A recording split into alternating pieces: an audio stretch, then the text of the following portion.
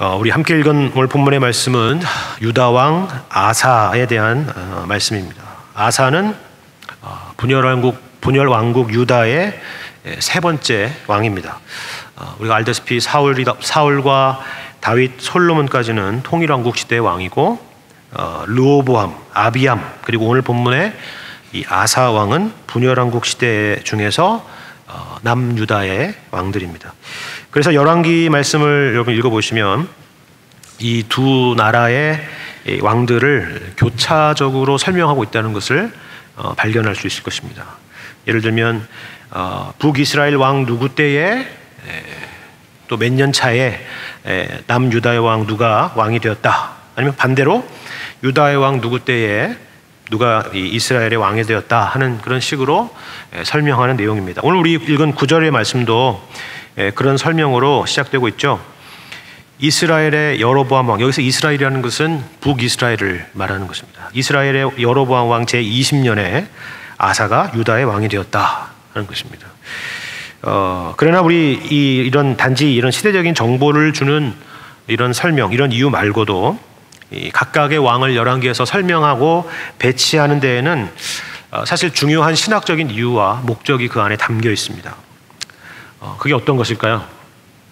예를 들면 말씀드린 바와 같이 지난 설교 시간에 말씀드린 것처럼 아비암은 르호보암의 아들입니다. 그리고 아사는 아비암의 아들이죠. 그러니까 르호보암, 아비암, 아사, 이 순서대로 등장하고 있는 것입니다. 그런데 이런 배치 말고, 이런 배치와 내용에는 단순히 이렇게 연대적인 순서를 가지고 누가 어떻고 누가 어땠다라는 설명 말고도 거기에 이 말하고자 하는 그런 의도가 사실은 이 안에 담겨 있다 하는 것입니다. 그럼 어떤 의도일까요? 한번 여러분이 한번 생각해 보시기 바랍니다. 먼저 르호보암에 대한 설명을 한번 보겠습니다. 우리 바로 앞에 장 열왕기상 14장의 말씀을 보면, 다시 우리 르호보암 이야기를 복습해 본다는 의미에서 한번 보면 열왕기상 14장 21절에 르호보암에 대한 설명을 보겠습니다.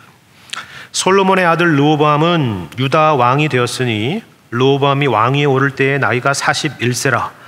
여호와께서 자기 이름을 두시려고 이스라엘 모든 지파 가운데서 택하신 성읍 예루살렘에서 17년 동안 다스리니라. 그의 어머니의 이름은 나아마요 암몬 사람이더라 라는 그런 설명입니다. 르호보암에 대한 설명이죠. 그런데 특별히 마지막에 등장하는 그의 어머니에 대한 설명이 좀 독특하고 눈에 띄죠. 왜냐하면 그 어머니가 암몬 사람이라는 것을 특정해서 설명하고 있기 때문에 그렇습니다. 암몬 사람 나아마였더라 하는 것입니다. 혹시나 그냥 지나쳤을까 싶어서 31절도 여러분 보시면 또다시 그 어머니에 대한 이야기를 하고 있다는 걸 여러분 볼 수가 있을 것입니다.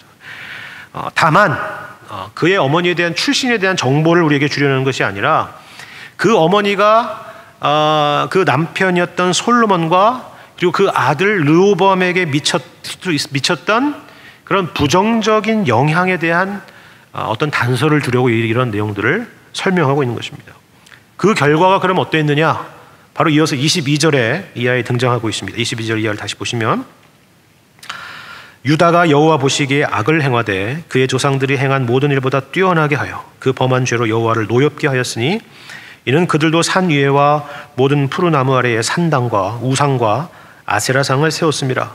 그 땅에 또 남색하는 자가 있었고 여호와께서 이스라엘 자손 앞에서 쫓아내신 국민의 모든 가증한 일을 무리가 본받아 행하였더라. 그렇죠? 여기 나와 있는 쫓아내신 국민, 하나님께서 쫓아내신 그 국민 중에 하나가 암몬이었다는 걸 여러분 잘 아시겠습니다. 그들의 행했던 가증한 일을 무리가 본받아서 행했다 하는 것입니다. 그러면 르호보암의 아들, 우리가 지난 시간에 살펴본 아비암은 어떻습니까? 아비암에 대한 설명은 어떻습니까? 열왕기에서 다시 15장 1절을 보시면, 여러분 가지고 있는 성경 15장 1절에 보시면 이렇게 말씀하죠. 느밧의 아들 여로보암 왕 18째 해에 아비암이 유다 왕이 되고 예루살렘에서 3년 동안 다스리니라. 그의 어머니의 이름은 마아가요 아비살롬의 딸이더라. 이렇게 말합니다. 이 내용을 우리가 앞에서 본 아버지 르호보암과 같은 패턴에서 여러분 보시기 바랍니다. 역시나 그의 어머니 마아가가 눈에 띄죠. 왜 굳이 여기다가 어머니 이름을 넣었을까 하는 것입니다. 아비암의 행적에는 바로 이처럼 이 어머니 마아가의 영향이 적지 않았다라는 것을 우리에게 또 가르쳐주는 그런 대목인 것이죠. 그리고 실제로 아비암의 행적은 이어서 이렇게 설명되고 있습니다. 3절 아비암이 무슨 일을 행했느냐 보니까 이렇습니다. 아비암이 그의 아버지가 이미 행한 모든 죄를 행하고, 그의 아버지가 누구죠? 르호보암이죠. 르호보암이 했던 그 모든 죄를 행하고 그의 마음이 그의 조상 다윗의 마음과 같지 아니하여 그의 하나님 여호와 앞에 온전하지 못했다 하는 것입니다. 뭘 했느냐?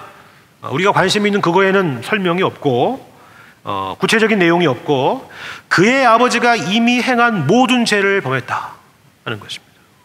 이 한마디로 모든 것이 설명되는 것입니다. 쉽게 말하면 사자성어로 뭐죠? 부전자전입니다. 그렇죠. 아버지의 영향 그리고 어머니의 영향이 그를 그렇게 만들었다는 거예요.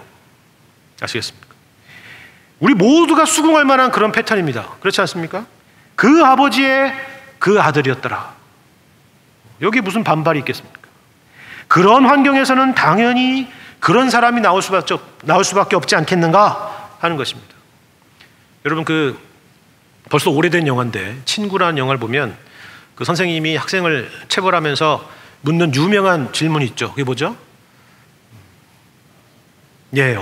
다 우리 그 대사들 다 외우세요. 너무나 유명한 대사죠. 그렇습니다. 그렇죠? 우리도 보통 어떤 사람의 부모를 묻고 부모의 직업을 묻고 또 고향을 묻고 하는 것은 바로 이러한 이유가 있는 것입니다. 그렇지, 그러니까 그렇지라고 말을 할 수 있는 그런 것이죠. 자, 여러분 예시 문제를 다 풀었으니까 이제 응용 문제를 풀 시간입니다. 이 패턴을 여러분 잘 기억해 보시고 따라해 보시기 바랍니다. 오늘 본문의 내용을 한번 가보죠. 오늘 본문 바로 앞절 8절부터 읽어볼까요? 우리 9절부터 읽었었는데 8절부터 제가 한번 다시 읽겠습니다.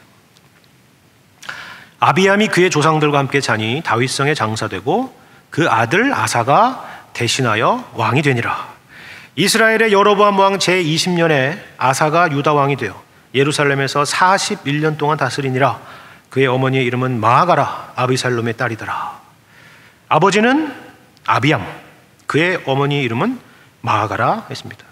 여러분 좀 이상하지 않았습니까? 분명히 앞에서 그의 아버지 아비암의 어머니가 마아가라고 했잖아요. 그렇죠?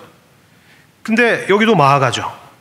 동명이인인가 싶은데 역시 똑같은 설명이 붙죠? 아비살롬, 그러니까 압살롬의 딸 마아가라 하는 것입니다.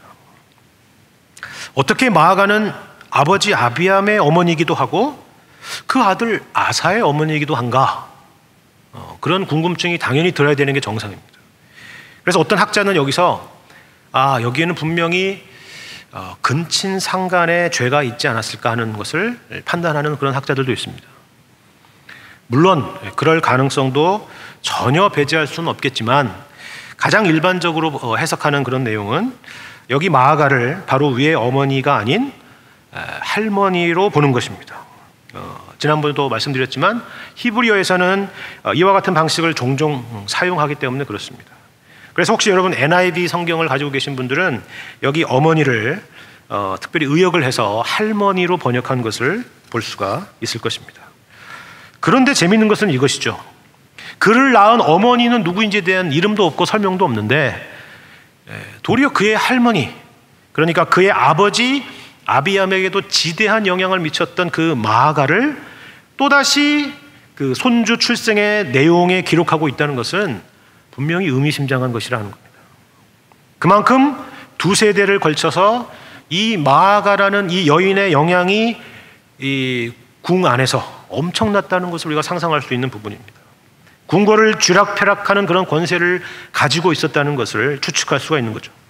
왕이 있지만 그 누구라도 그 왕보다 더 높은 실세가 바로 저 여인이라는 것을 보여주는 바로 그러한 인물이었다는 것을 우리는 이 내용에서 유추해 볼 수가 있는 것입니다.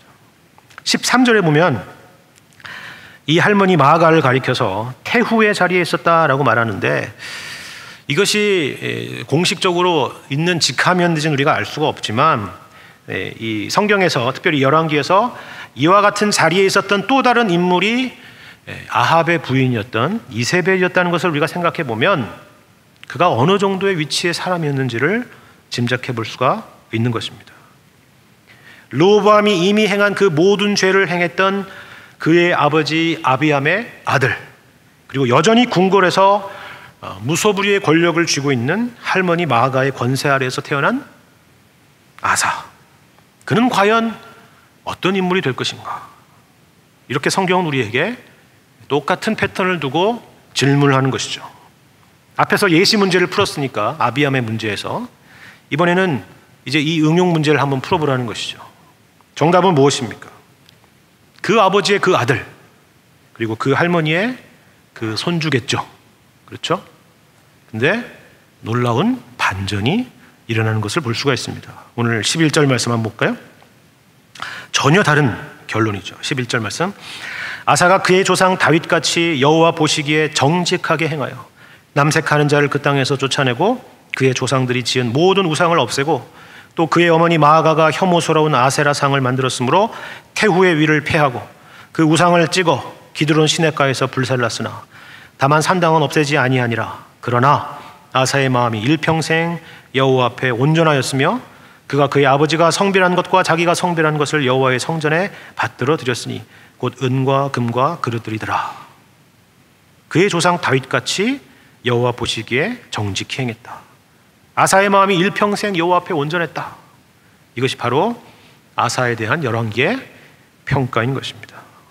그런데 이것은 그저 마음만 그렇게 했다는 게 아니라, 마음만 그랬다는 게 아니라 실질적인 행동이 수반되었다고 말하는데, 남색하는 자들을 쫓아내고 그의 조상들이 만들었던 모든 우상을 없애고 특별히 그의 어머니 마아가가 드려온 우상을 찍어서 기드론 시냇가에 불살랐던 것이고 그 마아가의 태후의 위를 폐했다는 것입니다. 여러분, 이게 그냥 우리가 읽을 때는 무슨 영화 같고 드라마 같아서 극적인 일처럼 보이고 멋있어 보이지만, 여러분 실제로 이 일을 행했을 때 수반될 수 있는 엄청난 희생, 그런 것을 우리는 충분히 상상할 수 있고 또 그래야만 하는 것입니다. 앞서서 말씀드린 바와 같이 그의 할머니 마아가는 다윗의 아들 중에 하나인 압살롬, 아비살롬이라고 되어 있는 바로 이 압살롬의 딸, 그러니까 손녀딸이었습니다. 그러니까 이 여인의 영향력과 권세가 저 멀리 다윗 시대부터 지금 거슬러 올라가서 르호보암, 아비암, 그리고 아사에게까지 이어지고 있다는 반증이죠. 여러분, 사극을 좋아하시고 많이 보신 분들이라면 이 정도의 오랜 시간 어떤 위치에서 권세를 가지고 있었던 사람이라면 궁궐 내에서 개인만이 아니라 그 마아가라는 그 여인 혼자만이 아니라 얼마나 많은 자기의 친정 세력들, 소위 말해서 친정 세력들이 존재했는지를 우리는 충분히 짐작할 수가 있는 것입니다.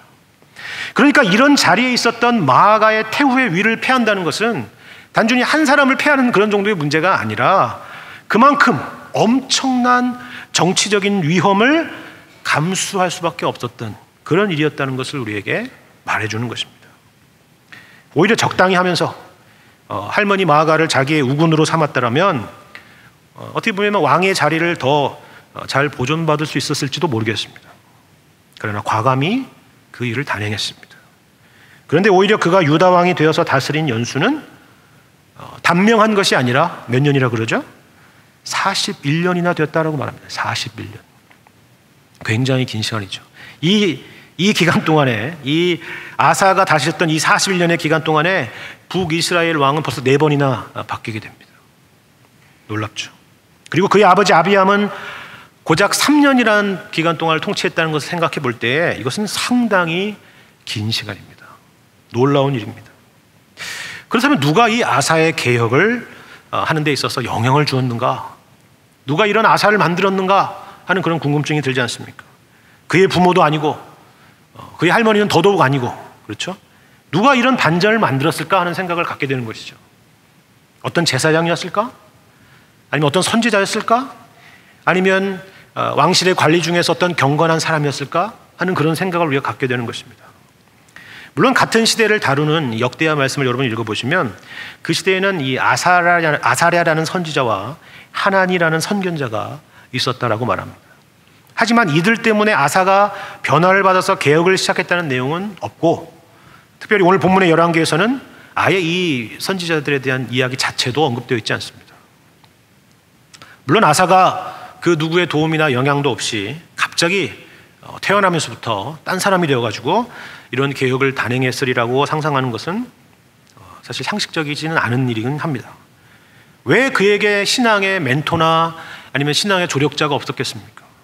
그러나 오늘 본문에서는 그 누구도 발견할 수가 없죠. 열왕기 본문에서는. 그리고 그것이 바로 이것이야말로 본문에서 우리에게 말하고자 하는 중요한 강조점인 것입니다. 사람이 아니라 하나님께서 그렇게 하셨다는 것입니다. 바로 하나님의 은혜에 대해서 특별히 강력하게 설명하기 위해서 이렇게 설명하고 있는 것입니다. 하나님의 은혜 외에는 이것을 설명할 길이 없다 하는 것입니다. 은혜가 무엇이냐 하는 것을 설명하기 위한 그런 내용이라 하는 것입니다. 우리는 생각보다 사실 선입견이 굉장히 강한 사람들입니다. 그의 아버지의 그 아들이라 하는 것에 대해서 우리는 모두가 수긍을 했죠. 그러나 그 아버지의 전혀 다른 아들이라 해야 되는 것에 대해서는 우리는 기대가 별로 없습니다. 그렇지 않습니까? 우리는 생각보다 훨씬 더 과거에 묶여서 살아가고 있습니다. 특별히 오늘날의 삶이 도무지 만족스럽지 못할 때 우리는 여러 가지 노력으로 아둥바둥 하면서 살다가 마지막에는 자포자기에 이르게 되죠. 그리고 자신이 그렇게 될 수밖에 없었던 이유에 대해서 지금까지 나를 만들어 놨던 그 과거를 추적해가며 확인하는 것입니다. 그것이 우리의 기본적인 생각들입니다. 예를 들면 일제시대 때 식민사관 교육이 이 점을 아주 기가 막히게 파고들었던 것이죠. 나라는 이미 빼앗겼고 3.1운동을 비롯했던 이런 독립운동들의 노력들도 무참히 꺾여가는 그런 상황 속에서 너희들이 안 될 수밖에 없는 이유를 내가 설명해 주겠다라고 하면서 만들어서 가르친 것이 식민사관의 논리였습니다.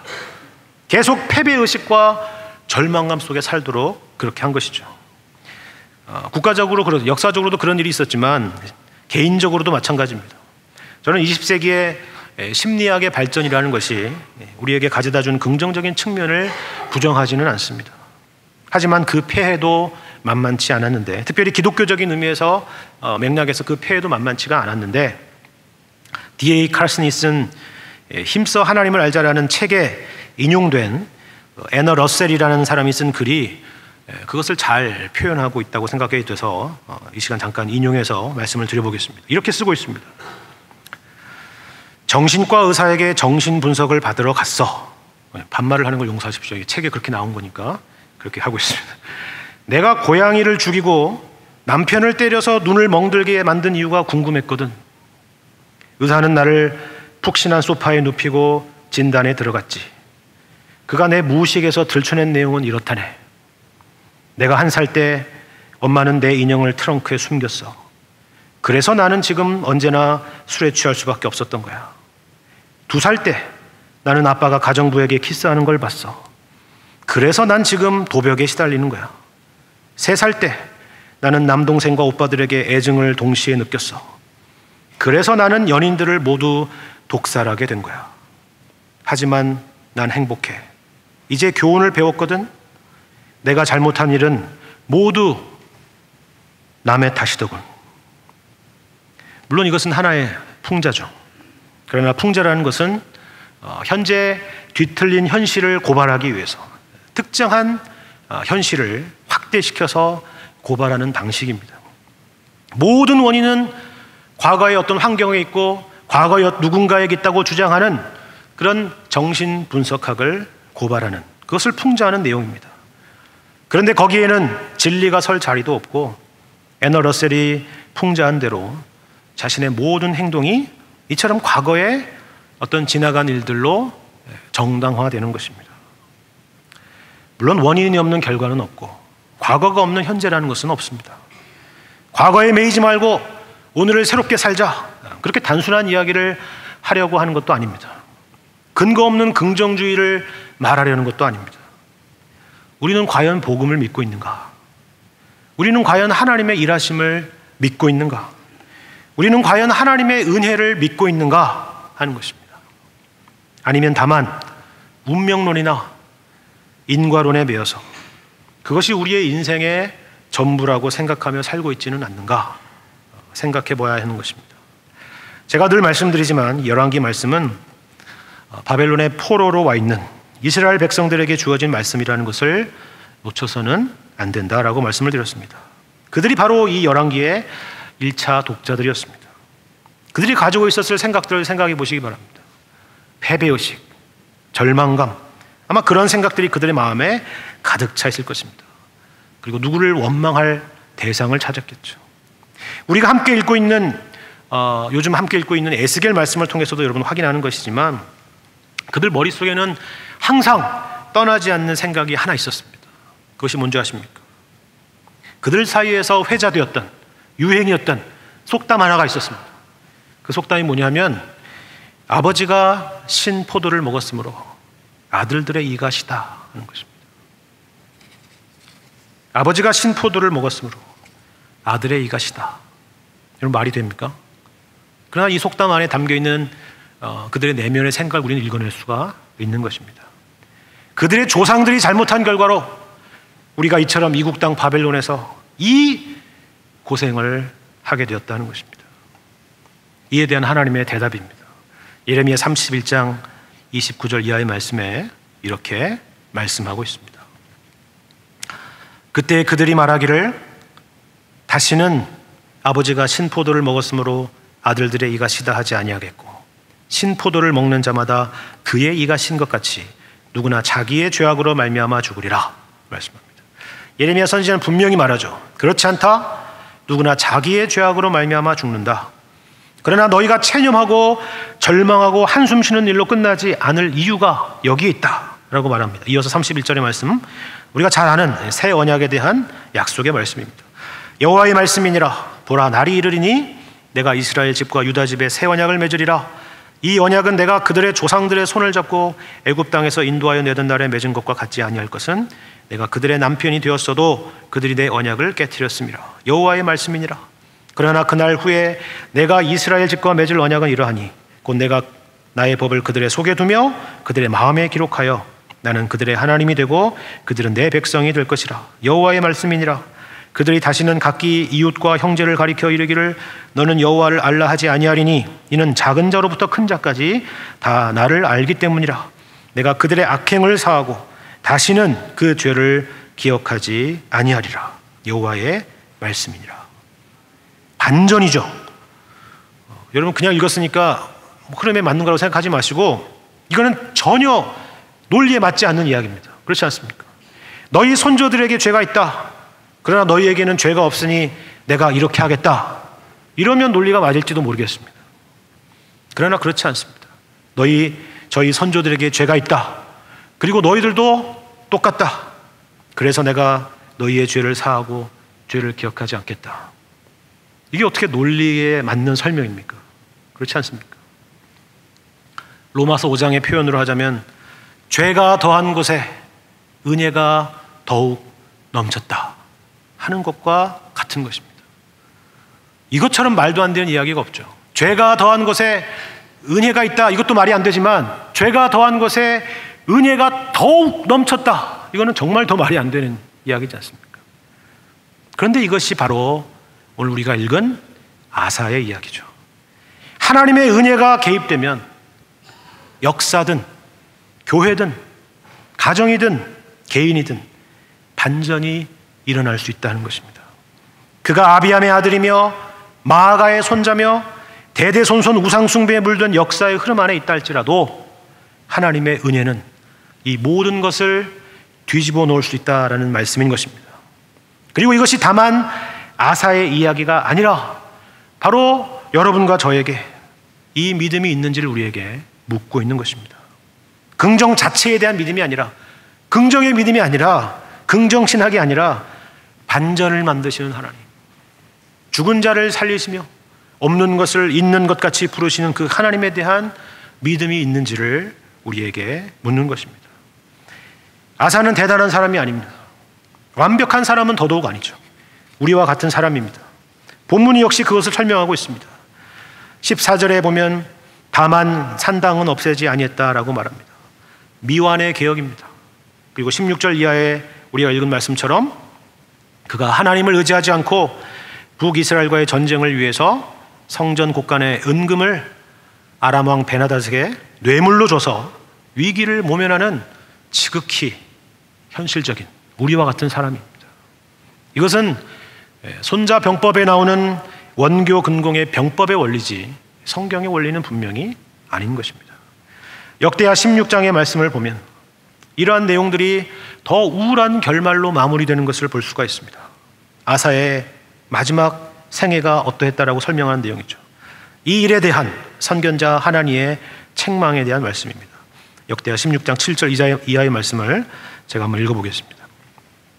그때 선견자 하나니가 유다 왕 아사에게 나와서 그에게 이르되 왕이 아람 왕을 의지하고 왕의 하나님 여호와를 의지하지 아니하였으므로 아람 왕의 군대가 왕의 손에서 벗어났나이다. 구스 사람과 룹 사람의 군대가 크지 아니하며 말과 병거가 심히 많지 아니하더이까. 그러나 왕이 여호와를 의지하였으므로 여호와께서 왕의 손에 넘기셨나이다. 여호와의 눈은 온 땅을 두루 감찰하사 전심으로 자기에게 향하는 자들을 위하여 능력을 베푸시나니 이 일은 왕이 망령되이 행하였은즉 이후부터는 왕에게 전쟁이 있으리이다 하매 아사가 노하여 선견자를 옥에 가두었으니 이는 그의 말에 크게 노하였음이며 그때 아사가 또 백성 중에서 몇 사람을 학대하였더라. 아사의 처음부터 끝까지 행적은 유다와 이스라엘 열왕기에 기록되니라.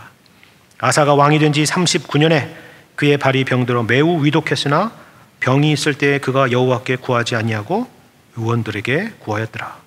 아사가 왕위에 있은 지 41년 후에 죽어 그의 조상들과 함께 누우매 다윗성에 자기를 위하여 파두었던 묘실에 무리가 장사하되 그의 시체를 법대로 만든 각양 향재료를 가득히 채운 상에 두고 또 그것을 위하여 많이 분향하였더라. 이것이 바로 아사의 마지막 노년의 삶에 대한 말씀입니다. 어떻습니까? 아사는 위대한 왕입니까? 아니면 실패한 왕입니까? 아니면 그 중간 어디쯤에 있는 왕입니까? 중요한 것은 성경은 아사라는 그 역사적인 인물에 대한 평가 자체에 그다지 큰 초점을 두지 않고 있다는 것입니다.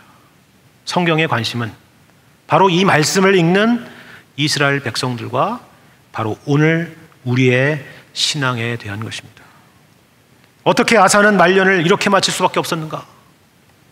혹시 그렇게 생각하고 있다면 그것을 남 얘기하듯이 보지 말고 그 안타까운 마음을 오늘날 우리의 삶에, 우리 각자의 삶에 적용하는 것입니다.